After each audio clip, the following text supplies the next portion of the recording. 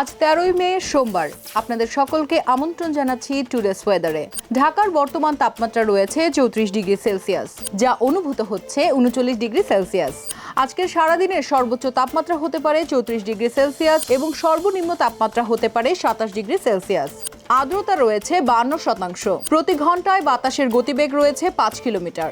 আবহাওয়া অধিদপ্তরের পূর্বাভাস অনুযায়ী ঢাকা, রাজশাহী, রংপুর, বরিশাল এবং সিলেটের বেশ কিছু অঞ্চলে ঝড়ো হাওয়া সহ বৃষ্টিপাত হওয়ার সম্ভাবনা রয়েছে। এছাড়া অন্যান্য অঞ্চলে মেঘলা থেকে কিছুটা শুষ্ক আবহাওয়া বইবে বলেও জানা গেছে। সারা দেশে দিনের তাপমাত্রা 1-2 ডিগ্রি বৃদ্ধি পেতে পারে এবং সেই সঙ্গে রাতের তাপমাত্রাও কিছুটা বৃদ্ধি পাবার সম্ভাবনা রয়েছে। এবারে জানিয়ে দিচ্ছি air quality data. Air quality data অনুযায়ী আজকের একুআই রয়েছে 188, যা পরিবেশের জন্য অস্বাস্থ্যকর। নিয়মিত যারা বাইরে যান তাদেরকে অবশ্যই মাস্ক পরিধান করা এবং বেশি করে পানি এবং ফলমূল খাওয়ার পরামর্শ দেওয়া হচ্ছে। এই ছিল আজকের টুডেস ওয়েদার।